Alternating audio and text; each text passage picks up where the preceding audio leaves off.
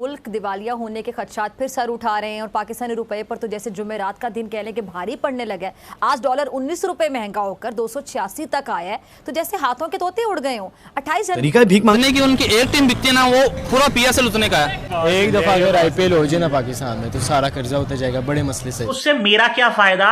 मैंने एक शायद न्यूज़ पढ़ी थी, वो फेक भी हो सकती है, मुझे नहीं पता, लेकिन वो न्यूज़ थी कि वो रशिया को अपने वेपन्स दे रहा है, यूक्रेन तक को अपने वेपन्स दे रहा है। चाइना उनसे जो मेडिसिन की आप बात करें, कोरोना के अंदर चाइना उनसे, हालांकि हम कहते थे कि चाइना दुनिया की नंबर 1, लेकिन फार्मास्यूटिकल में इंडिया उनको दूसरे नंबर पे आ गया। वो चाइना को कोरोना की वैक्सीन जो दे रही है। क्या वजह है कि इंडिया, मेड इन इंडिया को इतना प्रमोट करते करते कहां से कहां पहुंच गया, लेकिन हम मेड इन पाकिस्तान पर ट्रस्ट ही नहीं कर पा रहे। प्रमोट करना या उसको अगले लेवल पर ले जाना तो बड़े दूर की बात है। मैं आपको एक बात बताऊं, ये ना जब से बीजेपी आया था ना, तो हम लोग समझते थे कि बीजेपी है ना, वो जो है ना, वो इंडिया को गिरा देगी। लेकिन जो मोदी था ना, वो हिंदुत्व एक आइडियोलॉजी थी, उसका मानने वाला फॉलोअर था, जो कि मेन स्ट्रीम हिंदुइज्म से बिल्कुल डिफरेंट थी। तो उसने सिर्फ उस टाइम उसने फिर इंडिया का सोचा, क्योंकि आप देखें उसके मतलब जो है वो ना तो उसकी जो है वो उसकी औलाद है, तो वो मेन चीज़ जो है ना वो अपनी ना तो उसने पैसा जोड़ना शुरू किया, जैसे हमारे सियासतदान करते हैं, कोई भी वो पैसा उठा कर, या उनका ये फोकस होता है कि हमने पैसा उठा कर बाहर जाना। बीजेपी ने ये किया था अमित शाह ने, क्योंकि इसके अंदर 2 तरह के लोग थे ना, ये एल के अडवाणी था और वाजपेयी था, वो थे थोड़े से पाकिस्तान के साथ भी थे। लेकिन जब से मोदी आया था ना, ये पाकिस्तान के, मैं ये हम लोग ये कहते हैं कि ये बीजेपी है जो पाकिस्तान के खिलाफ है, लेकिन मुझे नहीं लगता ये पाकिस्तान, हाँ वो हिंदुत्व मतलब आइडियोलॉजी का जरूर मानने वाला है, लेकिन वो अभी भी है ना, उन्होंने मेड इन उन्होंने फोकस ये किया था मोदी ने कि हम मेड इन इंडिया बनाएंगे। क्योंकि जब तक वो इम्पोर्ट कर रहे थे ना, तब तक उनकी कामयाबी के राज थे। जब उन्होंने मेड इन इंडिया बनाना शुरू किया ना, मेन का यही रीजन हुआ कि बीजेपी ने सिर्फ फोकस ये किया, उन्होंने इंडस्ट्रियां लगा कर उन्होंने काम इंडिया के अंदर शुरू करना चाहिए, और उन्होंने लेबल मेड इन इंडिया का किया। ये उनकी सबसे बड़ी कामयाबी का जरिया है। जाहिर है जब आप अपने मुल्क में चीज़ें बनाते हैं, अपने ही लोगों की ज़रूरियात को पूरी करने के साथ साथ आप बाहर के मुल्कों में एक्सपोर्ट भी करते हैं, तो आप रेवेन्यू भी जनरेट करते हैं। ऐसे तो नहीं इंडिया जो है दुनिया की 5वीं बड़ी इकॉनमी बन गया ना। तीसरी बनने के करीब है, अब तो तीसरी बनने के करीब जा रहा है, और मुझे लगता है कि तीसरी भी बन जाएगा। बीट कर रहा है। आप देखें ना, जहाँ पे भी अमेरिका को लेके जाए तो ग्लोबल पार्टनर कहता है उसे। जो बाइडन क्या कहता है कि इंडिया जो हमारा ग्लोबल पार्टनर है, वो क्यों कहता है? उसको नज़र आ रहा है कि 1.5 अरब की आबादी है, इसके साथ हम ट्रेड करेंगे, इसके इंडिया के साथ कोई बिगाड़ता नहीं है। मेन मसला ये है कि हमारी भी पाकिस्तान की भी जो है वो अच्छी है, अगर हम यहाँ से इंपोर्ट एक्सपोर्ट करें अच्छी, लेकिन मेन चीज़ है वहाँ की वो मतलब नेशन बहुत ज़्यादा बड़ी है, पब्लिक वहाँ बहुत ज़्यादा अवेयरनेस है, वहाँ से लोगों को उठा के लेके, क्योंकि वो सिर्फ काम पर फोकस करते हैं, इसीलिए तो उन्होंने कह दिया कि ये हमारे ग्लोबल पार्टनर है, अगर हम इनके साथ बिगाड़ेंगे तो हमारी भी माशियत पर फ़र्क पड़ेगा, अमेरिका तक। अब आप देखें यूके को पीछे छोड़ दिया उन्होंने, यूके को कहा, यूके की इकोनॉमी को पीछे छोड़ दिया। वो किस लिए छोड़ा? क्योंकि वो फोकस कर रहे हैं अपने काम को, फोकस कर रहे हैं, वो इधर नहीं। हम जैसे कहते हैं कि इंडिया, मैं आपको एक बात बताऊं, मेरे घर के अंदर भांजा है, तो मैं मतलब उससे पूछा कि आप इंडिया आपका दोस्त है कि दुश्मन है? वो कहता है इंडिया दुश्मन है। तो मैं उस टाइम मैं ना, मेरे दिमाग के अंदर बात आई, मैं कहा यार बच्चे के जहन में ये डाला जा रहा है कि इंडिया हमारा दुश्मन है। जब हम बच्चे के जहन में भी यही जाएंगे, हमारी लैक ऑफ एजुकेशन होगी, पुअर एजुकेशन होगी, तो हम कैसे तरक्की कर सकते हैं जब हमने यही डालना है कि जी अफगानिस्तान हमारा दुश्मन। रुपए महंगा हुआ था।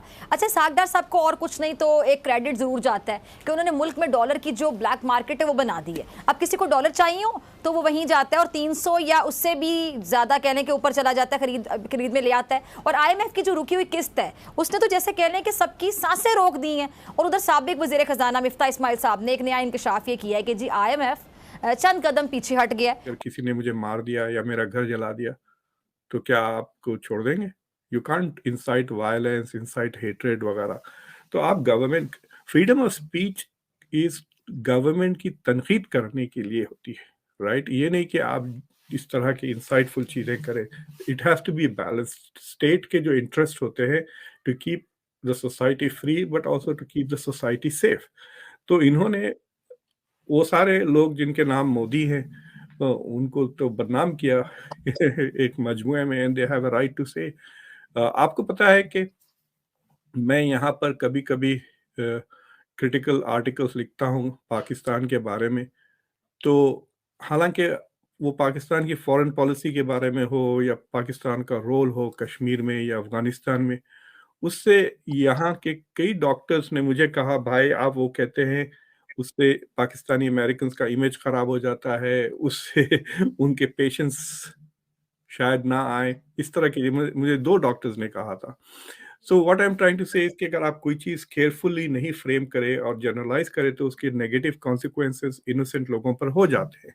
लेकिन बट इट इज ऑल्सो कि भाई बीजेपी के भी कई ऐसे मेंबर्स ऑफ द पार्लियामेंट है जिन्होंने दूसरे किस्म की जनरलाइजेशंस किए हैं, खासतौर से मुसलमानों को लेकर हत्या चाकुआं तेज करने की बातें की, इंसाइटमेंट्स की, लेकिन वो अभी भी पार्लियामेंट में है। मुझे लगता है कि जो रेसलर्स एसोसिएशन के प्रेसिडेंट है उनके ऊपर रेप के एक्यूजेशंस हुए हैं, वो डिस्क्वालीफाई नहीं हुए, लेकिन लीगली स्पीकिंग वो जब तक डिस्क्वालीफाई नहीं होंगे जब तक कि उनके पर मुकदमा नहीं चलेगा और they are not convicted. So that is the legal side of it. From a political point of view, it is not a good look. मेरे ख्याल से ये राहुल गांधी के लिए अच्छा है, कांग्रेस के लिए अच्छा नहीं है. देखिए, जो मोदी नरेंद्र मोदी की जो सक्सेस एक्सप्लेन की जाती है इंडिया में पॉलिटिक्स में, उसमें एक थियरी है जिसका नाम है TINA. There is no alternative. TIN, यानी मोदी के अलावा और कोई है ही नहीं इंडिया में जो प्रधानमंत्री बनने के लायक, यानी कोई टैलेंट ही नहीं है इंडिया में, पॉलिटिकल टैलेंट, खासतौर से कांग्रेस में तो कुछ भी नहीं है. और दूसरी चीज़ ये है कि कांग्रेस की जो डिक्लाइन हुई है पिछले 15-20 साल में, उस डिक्लाइन की वजह अगर आप 3-4 साल पहले या 2 साल पहले भी अगर आप जाके आर्टिकल्स पढ़ें तो they are all attributed to failure of the Gandhi family. यानी राहुल गांधी की इनकॉम्पिटेंट लीडरशिप, उनकी माँ का जो फॉरेन इमेज है वो एक, और उनकी बहन is not, sometimes she is good sometimes she is not, Priyanka Gandhi की बात कर रहा.